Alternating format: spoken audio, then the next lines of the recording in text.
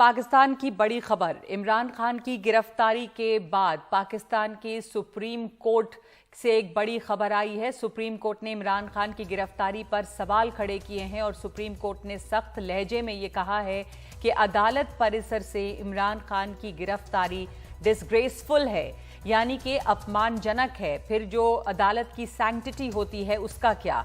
अदालत ने इमरान खान को 1 घंटे के अंदर अंदर पेश करने के लिए कहा है। नेशनल अकाउंटेबिलिटी ब्यूरो जो है एनएबी ने कुछ और समय मांगा तो कहा कि 4:30 बजे तक उन्हें पेश किया जाए। दरअसल ये भारतीय समय के मुताबिक शाम 5 बजे का वक्त है, यानी कि इमरान खान को अब किसी भी वक्त पे वहां पर पेश किया जा सकता है कोर्ट में। सुप्रीम कोर्ट ने कहा है कि एनएबी के वारंट की जो वैधता है उसकी भी जांच की जाएगी। अदालत का ये रुख बता रहा है कि शायद इमरान खान को कुछ राहत मिले। कादम्बिनी शर्मा मेरी सहयोगी हमारे साथ जुड़ रही हैं। सुप्रीम कोर्ट ने किन बातों पर ऑब्जेक्शन रेज किया है और कितनी बड़ी राहत है ये कादम्बिनी?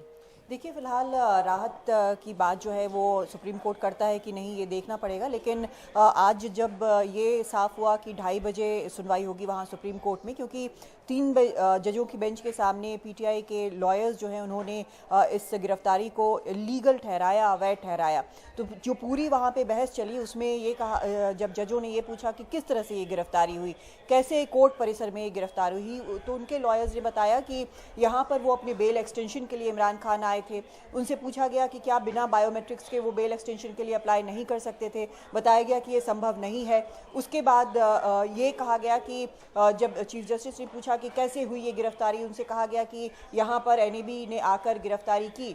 तो उसमें जब दूसरे पक्ष के, सरकार के पक्ष के, एनएबी के पक्ष के जब लॉयर्स हैं उन्होंने कहा कि ऐसी गिरफ्तारी हुई है, तो उस पर कहा गया कि ये कोर्ट के परिसर में इस तरह की गिरफ्तारी जो है वो कोर्ट के लिए डिसग्रेस है, अपमानजनक है।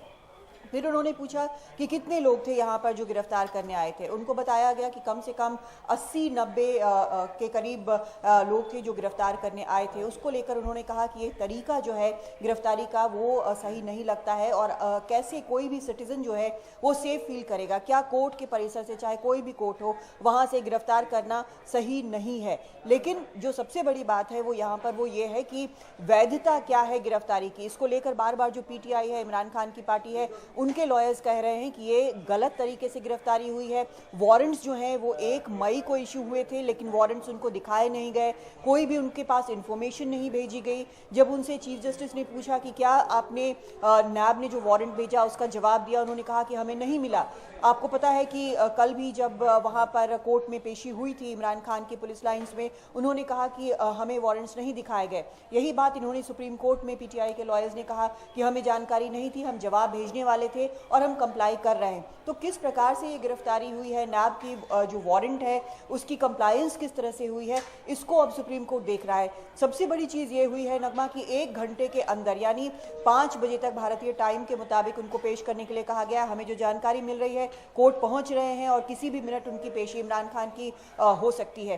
पेशी में जब ये साफ हो जाएगा कि आखिर जो कंप्लायंस है, नैब की जो वारंट है और उसका जो कंप्लायंस हुआ है उसे किस तरह से कैरी आउट किया गया है, वो कितनी लीगल है, इस पर अब साफ हो जाएगा स्थिति क्या है। उसके बाद कोर्ट का आदेश आएगा। क्या इमरान खान को राहत मिलती है, नहीं मिलती है, इस बात पर निर्भर करेगा कि उन्होंने कानूनों से कितना कंप्लाई किया, उन्होंने क्या उनके पास कोई वारंट पहुंचे। तो ये सब अब लीगल जो वहां पर बहस चलेगी उसके बाद साफ होगा कि किस तरह से हुआ है। लेकिन ये जरूर है कि जो सवाल पहले दिन से उठ रहे थे कि किस तरह से कोर्ट के परिसर के अंदर से जब वो बेल एक्सटेंशन के लिए पहुंचे तो इस तरह से खिड़की तोड़कर कोर्ट परिसर में अंदर घुसकर गिरफ्तारी की गई, तो ये सवाल जो है आज सुप्रीम कोर्ट में भी उठा और अब कुछ ही वक्त में सुनवाई हो सकती है।